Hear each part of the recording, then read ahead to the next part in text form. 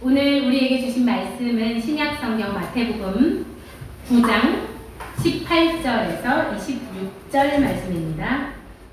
오늘 우리에게 달리다굼이라는 말씀, 날것의 말씀 박절수 목사님께서 전해주시겠습니다. 달리다굼 그러잖아요. 여기 마태복음에서는 달리다굼에 대해서 이야기를 안 하는데 마가복음이 좀 더 이제 상세하게 설명되어 있습니다. 마가복음 5장에 보면 달리다굼이 뭐라고 되어 있나요? 소녀야 일어나라. 이렇게 되어 있습니다. 그러니까 달리다굼, 소녀야 일어나라. 그러니까 소녀야 일어나라 했다는 이야기는 소녀가 누워서 잠을 자든가 아니면은 본문처럼 죽었던가 이런 상황인 거죠. 일어나라, 소녀야 일어나라 그러는데 가끔 보면요 헤이 토픽에 죽었다가 살아난 사람들에 대해서 가끔 기사가 나와요. 병원에서 사망 선고를 내렸는데 하루가 지나서 살아났다. 시체 안시체 냉동고죠. 그래서 집어넣었는데 문 두드리는 소리가 들려가지고 열어봤더니 살아났더라. 아니면은 화장터에 갔는데 가기 직전에 불에 들어가기 직전에 살아났더라. 또 어떤 경우는 매장을 했는데 무슨 소리가 들려서 파헤쳐 봤더니 살아났더라. 살아난 기사들이 종종 보입니다.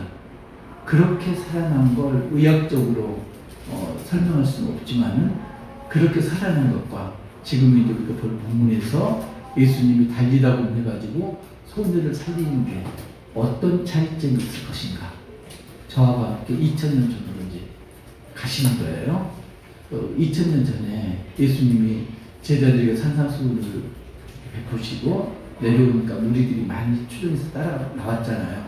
그래서 나병도 고치고 백부장 하인도 고치고 그리고 베드로 장모 열병도 고치시고 그리고 말씀으로 귀신도 쫓아내시고 그리고 제자들과 함께 바다에서 바람아 멈춰다고 하지 않고 바람아 멈춰라 해서 풍랑을 잔잔하게 하셨고 그런 다음에 또다시 이제 치유 사역이 있는데 그걸 건너뛰어서 보면은 마태가 세관에 앉아있는 걸 보시고 나를 따르라 하니까 마태가 세관에서 일어나서 예수님을 따라왔죠.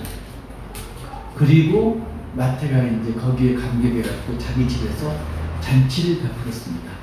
그 잔치 자리에 예수님하고 제자들이 참석을 했죠.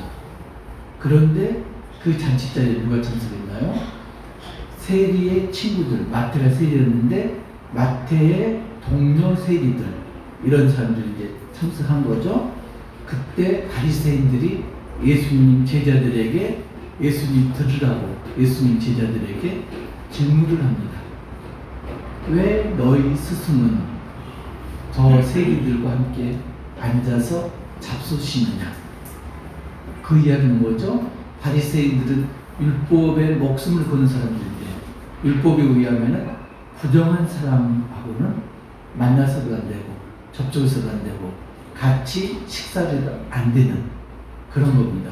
그런데 예수님이 세리라고 그러면 일제시대에 우리가 일본 앞잡이라고 우리가 저주했던 그런 사람하고 같은 부류죠. 유대에서니까 바리새인들이 보기에는 무늬만 유대인이지 실상 속은 로마 앞잡이인 거죠.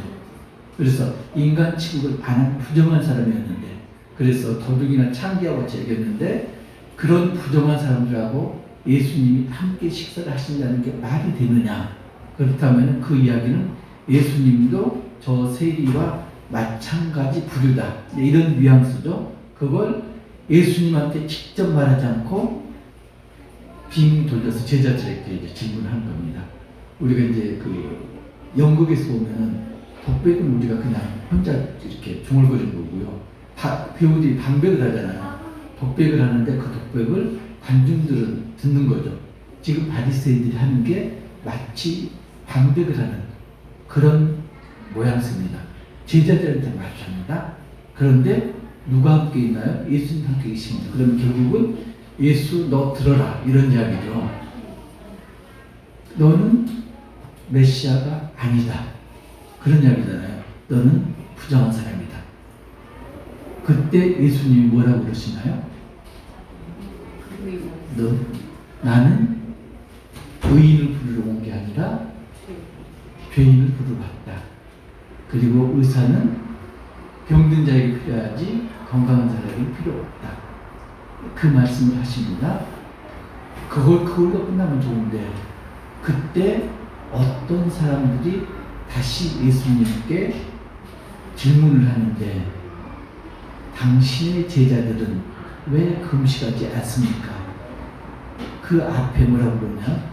바리새인의 제자들과 요한의 제자들은 금식하는데 당신의 제자들은 왜 금식하지 않습니까? 금식에 대해서 이제 물고 늘어집니다. 금식이 뭔가요? 유대인들이 신봉하는 율법에서 가장 최우선순위, 정결하다고 그 여겨지는 가장 우선순위가 금식이잖아요. 금식, 기도, 그리고 자선. 그것도 이제 그렇죠. 어떤 사람들이 그러는데 그 어떤 사람들이 누군가요? 요한의 제자입니다. 요한의 제자들. 그러니까 요한이 예수님을 메시아라고 인정을 하고 그리고 사역을 하는데 메시아의 앞길을 예비한 요한의 제자들, 그 요한의 제자들이 예수님을 금식 문제로 걸고 넘어갑니다. 그 이야기는 뭐죠?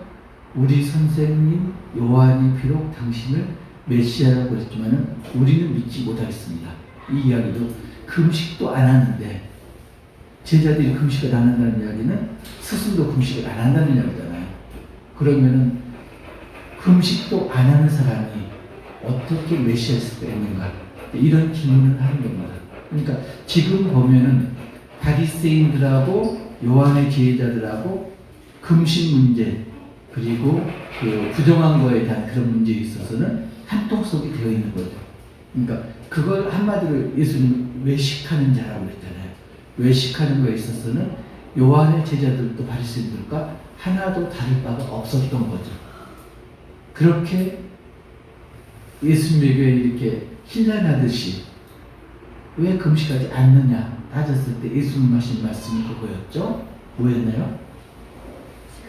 포도주 가죽부대 이야기를 했었고 옷 기우는 이야기를 했습니다. 헌 옷에 새 배를 대고 기우면은 헌 옷이 더 망가진다. 그리고 새 포도주는 새 가죽부대에 부어야지 헌 가죽부대에 부으면은 터져나간다. 이 말씀을 하는 거죠. 그러니까 지금까지 있던 율법에서 벗어나서 나를 따르다 그 이야기죠. 그렇게 바리새인과 예수의 제자들 그리고 예수님 이렇게 논쟁을 하고 있을 때 한 관리가 나타납니다. 이게 관리가 누군가요? 회당장 야이로인데 다른 그 사복음서에 보면은 회당장 중에 하나인 야이로 이렇게 되어 있습니다.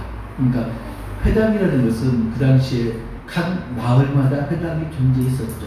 그 회당이 교육의 중심지였고, 그다음에 예배드리는 그 중심지였고, 그리고 마을을 통치하는 중심지였고. 그러니까 회당장 그러면은 그 마을에 큰 마을이든지 작은 마을이든지 그 마을의 최고 식권자입니다. 그러니까 지금으로 말하면 뭐 공장, 구청장 이런 역할을 담당했겠죠. 거기다가 종교적인 것까지. 이 사람이 갑자기 나타났을까요? 쭉 본문을 살펴보면 이 사람이 분명히 바리새인들이 하는 말, 예수의 제자들이 하는 말을 듣고 있었을 거예요. 그런데 그 말을 끊지를 못한 거죠. 그러다가 예수님이 바리새인들한테 대답하고 요한의 제자들에게 대답하고 그런 다음에 바리새인들과 요한의 제자들이 말문이 막혀있는 그 틈에 예수님 앞으로 나아온 거죠. 근데 여러분들 급박한 상황에 놓여 보신 적 있나요? 아주 급박한 상황. 내 자식이 정말로 아파. 저도 이제 그런 적이 있는데요. 우리 아이가 놀다가 다쳤어요. 턱이 좀 찢어졌는데, 그러면 제가 치료하고 심하면은 그 다음에 병원 데려가면 되잖아요. 근데 정신이 없는 거예요. 그냥 아이 안고 뛴 거예요. 내가 의사가 아닌 거예요, 그때는. 아이 안고 뛰어갖고 이제 아는 병원을 갔는데, 그분이 웃더라고요. 아, 사람이 그렇게 되더라고요. 여기 그래 결국 두 바늘인가 꿰맸는데 그걸 먼저 치료하고 그리고 필요한 거 가면 되는데 그 생각이 안 나요. 안고 뛰게 되더라고요. 그런데 강아지를 키울 때도 마찬가지더라고요. 강아지가 아프면은 대충 이렇게 하면 되는데 그게 아니고 급하면은 얘 데리고 동병을 먼저 가요. 근데 그런 거가 있고 특별히 그렇죠. 누가 아프면은 내 부모라든가 특별히 내 자식이 아프고 그러면은 체면 같은 거 차릴 여유가 없죠. 새치기 아무것도 아니죠. 교통신호 위반하는 거 문제가 안 됩니다. 그렇죠? 어떻게든지 그걸 고쳐줄 수 있는 병원이나 의사를 찾아가는 거죠. 그리고 되도록이면은 앞에 있는 사람들 전부 아무리 중한 사람이 앞에 있어도 그 사람들이 내 눈에는 하찮게 보입니다. 내 아이의 병에 대하면 저 사람들은 하찮은 병이에요. 나한테 마땅히 순서를 양보해야 되는 그런 사람들이죠. 그런데 야이를 보면은 야이를 눈에는 그랬을 거예요. 참 한심해 보였을 거예요. 내 딸은 지금 죽기 직전인데 어떤 일에 보면서는 죽었다고 나와요. 그러니까 아무튼 죽었든지 죽기 직전이었든지 죽은 거나 마찬가지 상황인데 앞에서는 쓸데없는 형식 문제 가지고 지금 논쟁을 부리고 있거든요. 금식이 어떻더니 그 다음 부정한 사람들 밥 먹는다 어떻더니 이걸로 따지고 있는 거죠. 얼마나 답답하게 속이 새까맣게 숯처럼 타 들어갔을 거예요.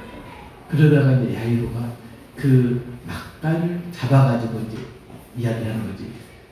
예수님, 내 딸이 죽었는데 예수님이 오셔서 손만 얹으시면 살겠나이다. 그래서 예수님이 그 자리를 떠나서 야이로를 뒤따라갑니다. 야이로를 뒤따라가니까 그 잔치집에 모였던 사람들 또는 예수님을 추종하는 사람들이 예수님을 뒤따라갑니다. 그러니까 모양을 한번 생각해 보세요. 예수님, 야이로는 지금 급합니다. 마음이 뛰다시피 앞에서 지금 걸었을 거예요. 그리고 그 뒤를 예수님 따라가시고 예수님 주위를 제자들이 빙 둘러싸듯이 갔을 거고요. 그 주변을 둘러싸고 무리들이 따라갔을 겁니다. 더 많은 무리들은 예수님 뒤따랐을 거고요. 그 무리들도 또 나눠졌을 겠죠. 남자들 무리가 있고 여자들이 뒤에 따라갔을 거고요. 이렇게 왔을 겁니다. 그런데 가는 도중에 갑자기 예수님이 발걸음이 멈췄습니다. 아무도 모르죠. 왜 멈췄는지. 그런데 왜 멈췄는지를 아는 사람이 딱 한 사람 있었습니다. 12의 혈루병 앓은 여인. 그 여인도 야이로와 마찬가지로 정말로 병을 고치고 싶어서 예수님을 찾아왔는데 지금 예수님께 다가가는 그 길이 걸림돌이 많습니다. 일단은 여자라는 장애가 있고요. 여자가 자기 남편 위에 다른 남자와 말을 해서도 안 되는 그런 사례였으니까. 또 하나 장벽이 뭐였나요? 혈루병을 앓고 있었습니다. 피는 생명의 근원이기 때문에 피가 밖으로 나오면은 부정한 것 중에 으뜸이죠. 그래서 혈루병을 앓고 있으면은 자기 이름, 즉 입으로 나병 환자도 그랬잖아요. 부정하다 외쳤잖아요. 혈루병도 마찬가지로 사람들이 나타나는 부정하다 이렇게 외쳐야 되는 그런 처지였습니다. 그러니까 장애가 지금 두 개가 있는 거예요. 여자라는 장애, 그 다음에 자기가 부정하다는 장애. 그래서 정상적인 상황이라면 도저히 예수님에게 다가갈 수 없는 그런 상황입니다. 율법에 의하면은 부정한 자하고 접촉하면은 그 사람도 부정해져서 일정 기간 격리 기간을 거쳐야지 정결해진다고 이렇게 여겼으니까. 그러니까 부정한 사람이 의도적으로 정한 사람을 부정하게 만들면 범죄입니다. 그래서 여자는 도저히 가까이 다가갈 수 없는 그런 상황에도 불구하고 어떻게든지 자기 병을 고치고자 너무 두박하기 때문에 예수님 주변을 둘러싼 무리 사이에 끼어듭니다. 그것만 해도 좀 대단한 욕입니다. 그리고 그 사람들 해치고, 대부분 남자였겠죠? 그 남자들 해치고 제자들 해치고, 그리고 드디어 예수님 옷자락에 손을 댑니다. 그 순간 자기 병이 나은 걸 여자가 압니다. 그때 예수님이 멈추신 거죠. 그리고 누가 내 몸에 손을 대었느냐 이렇게 물으신 겁니다. 여자는 아마 도망갈 수 있으면 도망갔을 겁니다. 그런데 모든 사람이 멈췄기 때문에 움직이면은 걸리는 거죠. 꼼짝 못하고 있는 거죠. 그래서 그 여자를 보고 예수님이 말씀하시고, 내 믿음이 내 병을 고쳤느니라. 내 믿음이 너를 구원하였느니라. 그러니까 예수님 말씀 굉장히 의미 있습니다. 단순하게 내 병이 나았다 이렇게 하시면 되는데, 내 믿음이 너를 구원하였느니라 이렇게 말씀합니다. 지금 예수님은 믿음을 보시고 질병뿐만 아니라 그 너머에 영혼의 구원까지 지금 보고 계신 겁니다. 그러니까 예수님이 치유하는 그런 현장들을 보면은 믿음이라는 말을 계속 언급하시죠. 믿음이 내 병을 고쳤느니라. 믿음이 너를 귀신에서 놓여나게 했느니라. 그러니까 어떻게 보면 이 여인은 지금 야이로 가는 길에 새치기 한 거예요. 그잖아요. 마태복음 11장 12절 보면은 그런 구절 나오죠. 제가 잘 외울까요? 세례 요한의 때부터 지금까지 천국은 침노를 당하나니 침노하는 자는 빼앗느니라. 예. 그러니까 침노한다는 것은 결국은 쳐들어간다는 거 아니에요. 그죠? 그러니까 못 들어오게 막았는데도 가는 것도 침노고요. 그리고 갈 수 없는 것을 가는 것도 침노고요. 새치기 하는 것도 침노죠. 그러니까 이 여인은 도저히 순서를 기다릴 만한 처지가 안 됐기 때문에 지금 새치기를 한 겁니다. 야이로 입장에서는 바리새인도 믿고 요한의 제자들도 믿고 이 여자도 믿고 당연히 그잖아요. 나는 갈 길이 바쁜데 이 여자 때문에 예수님 발걸음이 지체됐거든요. 지체되는 것만큼 내 딸이 살아날 확률이 높다 낮다 낮아지는 거죠. 반지나 다를까 집에서 사람들이 왔습니다. 당신 딸이 죽었다. 더 이상 예수님을 귀찮게 하지 말라. 야이로가 낙담당합니다. 그때 예수님이 말씀을 하시죠. 뭐라고 하냐? 두려워하지 말고 믿기만 하라. 이렇게 말씀하십니다. 그리고 예수님이 다른 무리들을 따라오지 못하게 하고 최측근 제자 베드로하고 요한하고 야고보만 데리고 야이로네 집으로 갑니다. 그리고 무슨 말씀을 하나요? 죽은 게 아니라 잔다. 이렇게 말을 합니다. 그러니까 거기 장례 준비를 하려고 모였던 피리 부는 사람들이라든가 이런 사람들이 비웃습니다. 죽었는데 잔다고 하니까. 그리고 예수님이 야이로하고 그 다음에 세 제자를 데리고 방으로 들어갑니다. 그리고 소녀의 손잡고 달리다 말씀하시니까 소녀가 일어나서 방 안을 걸어다니고 그걸 보고 예수님이 먹을 것을 주어라 이렇게 말씀을 하시죠. 이 여기에 대한 내용은 마태복음 본문보다는 마가복음 본문의 병행 본문에 훨씬 자세히 설명되어 있습니다.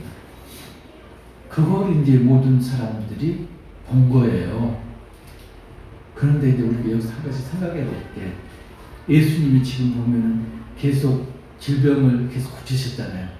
난치병들 나병도 고치고 초풍병도 고치고 베드로 장로 10병도 고치고 그리고 영적인 질병인 귀신도 쫓아내고 그러니까 인간에게 일어날 수 있는 모든 역경을 정복을 하신 거잖아요.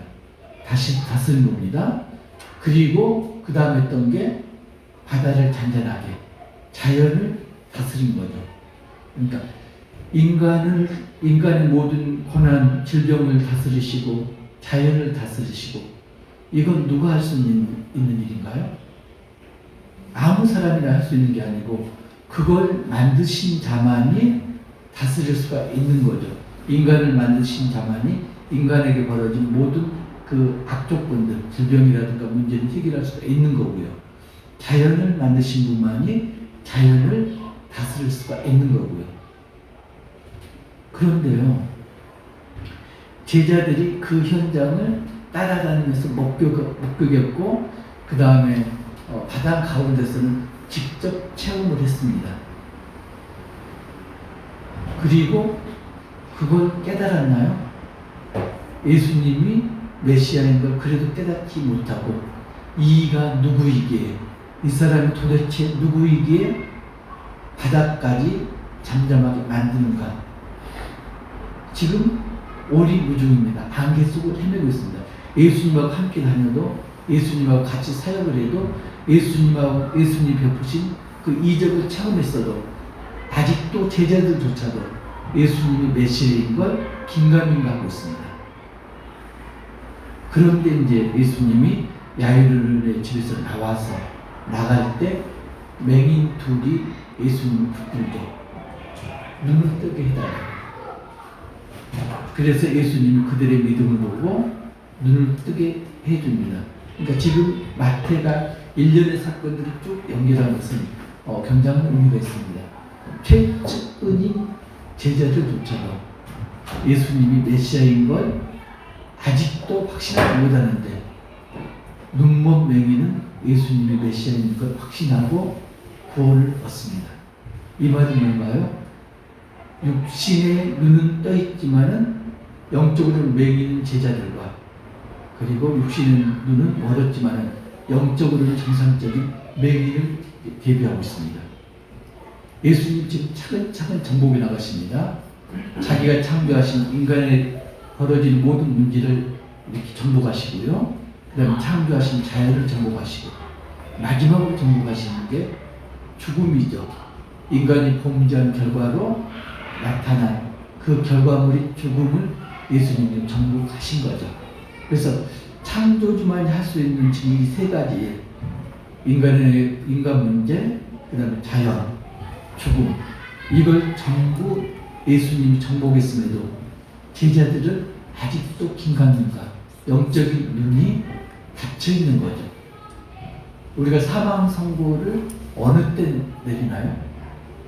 의사들이 사망 선고할 때 사망 진단서 보면은 그게 이제 선행 사인 그리고 최종 사인이 있습니다. 선행 사인이라는 건 죽음에 이르게 질병, 그 다음에 최종 사인은 마지막 사망한 원인. 그래서 최종 사인은 어떤 걸까요? 심폐전도입니다. 숨이 멎고 그 다음에 심장이 멈추고, 그리고 선행 사인은 이게 암이었다, 아니면 교통사고였다, 질병이었다, 이렇게 나누는 거죠. 그래서 어떤 인간이든지 죽음의 마지막은 숨이 멎고 심장이 멎는 겁니다. 그러니까 우리가 죽었다고 할 때는 숨을 쉬지 않고 심장이 뛰지 않으면 죽었다고 우리가 선언을 합니다. 그런데 세상에는 살아있는 많은 사람들, 숨도 쉬고 심장이 뛰어 있는데도 불구하고 영적으로 죽어있는 사람들이 너무나 많습니다. 이게요, 이 세상 사람뿐만 아니라 예수님 믿는 기독교인 중에서도 그런 사람들이 너무나 많습니다. 며칠 전 뉴스 보셨나요? 인도에서 한 아버지가, 쿠마르라는 한 아버지가 17살 된 딸을 도끼로 목을 참수한 그런 기사가 올라갔습니다. 이걸 이제 명예살인이라고 그러는데, 자기 가족의 가문의 명예를 지키기 위해서 자기들 기준에 어긋나는 가족을 살해하는 거죠. 그래서 딸도 살해를 당하고요, 아들도 살해를 당하고 많이 당합니다. 인도뿐만 아니라 아시아 지역, 중앙아시아라든가 남아시아, 주로 이제 이쪽이 그 힌두교라든가 아니면은 이슬람 문화권이죠. 이쪽에서 이제 명예살인이 많이 일어나는데, 그걸 또 장려하는 분위기죠. 네가 모욕을 당했거나 가족이 명예를 돌이켰으면 죽여야 된다, 권장하는 분위기거든요. 근데 이 아버지가 17살 난 딸이 자기 마음에 들지 않는 젊은이하고 데이트하는 걸 목격했습니다.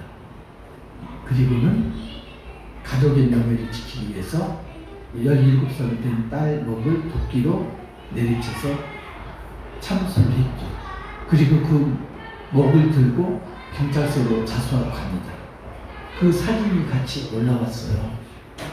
근데 이렇게 살해당하는 사람들이 적은 숫자가 아니라고 합니다. 1년에 수천 명이 이렇게 살해를 당하고, 살해당하는 사람이 70%가 여자고 대부분이 상류층의 여자라고 봅니다. 주로 이제 미혼들이 많겠죠. 어린아이들. 그걸 보면서 영적으로 죽으면은 정말 사람이 아니구나. 우리가 숨을 쉰다고 사람이 아니고, 심장이 뛴다고 사람이 아니고, 영적으로 죽어 있으면 정말로 사람이 아니구나. 그래서 예수님은 영적인 눈을 자꾸 뜨라고 이렇게 말씀하시는데, 우리가 정상적인 육신의 눈을 뜨려면 육신의 심장이 뛰어야지 육신의 눈을 정상적으로 볼 수가 있잖아요.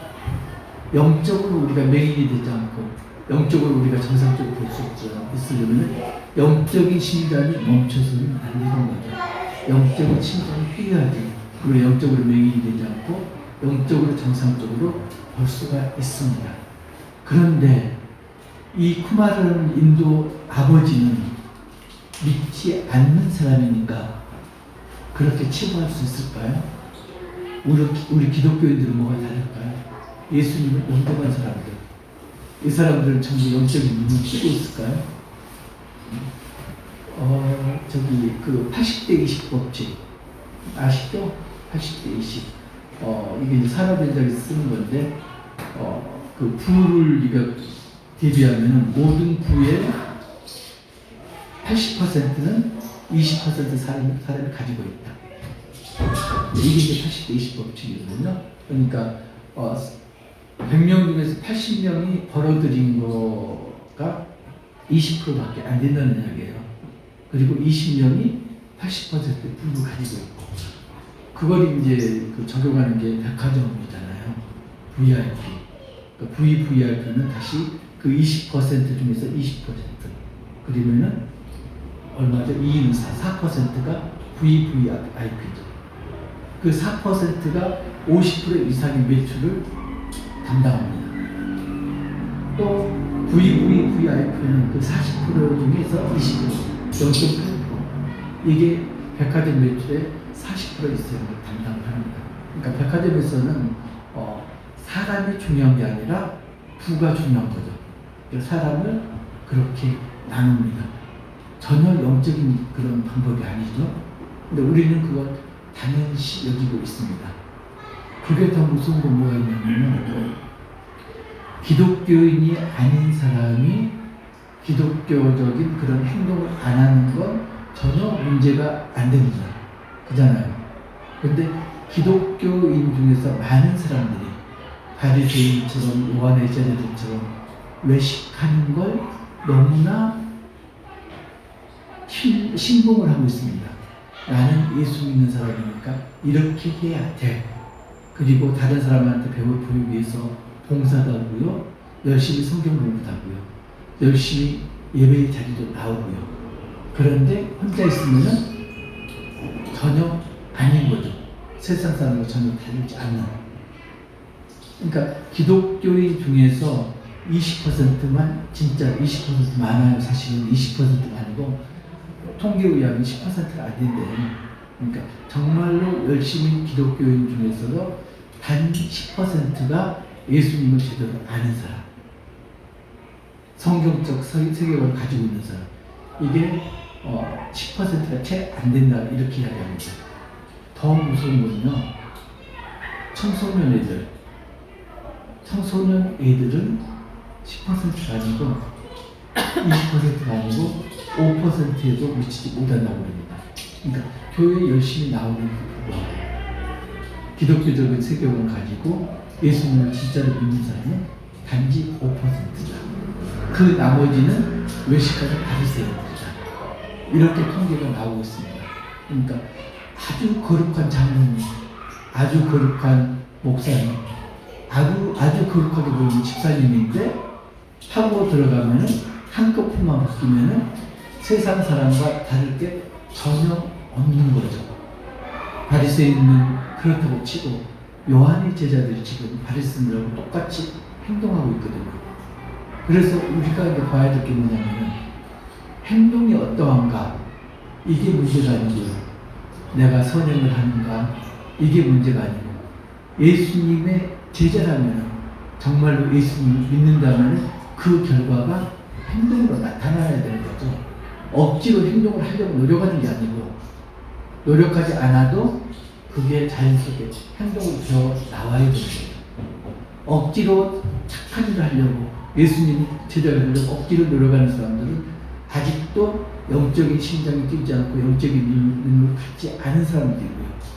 노력하지 않아도 예수님 제자되는 그런 열매를 맺는 사람들이 영적인 심장이 뛰어서 영적인 눈을 가지고 있는 그런 사람들이죠. 그러니까 우리가 목적으로 삼아야 될 게 행동이 아니라 어떤 눈을 가지고 있는가 이게 우리의 목적이 돼야 되는 거죠. 착한 일을 한다? 성경 공부 열심히, 물론 성경 공부 열심히 해야 되는 거죠. 기도를 열심히 한다? 물론 기도를 열심히 해야 됩니다.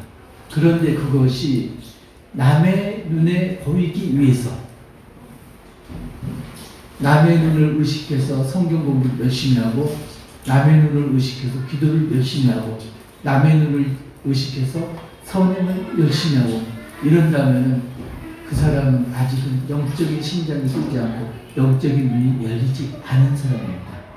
제가 요 근래 기도하다가 정말로 가슴이 철렁한 일이 있는데 제가 기도를 바꿨거든요. 예수님 손에 올려드리는 걸 모든 기도를 바꿨거든요. 우리 성도들 전부 예수님 손에 올려드립니다. 몇 달 그렇게 했어요. 낱낱이 기도하다가 내가 하는 것보다 예수님한테 올려드리면 예수님 알아서 하시겠지. 예수님 손에 올려드립니다.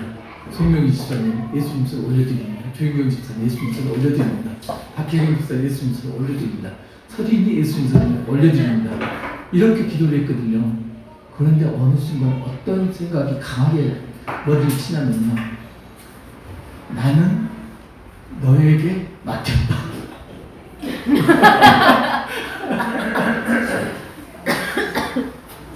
정반대더라고요. 나는 지금 예수님한테 올려드렸으니까 알아서 하십시오 그랬는데 예수님은 나는 너에게 맡겼다 그러시더라고요. 그래서 기도가 정말로 이게 잘 생각을 하고 기도를 해야 되겠구나.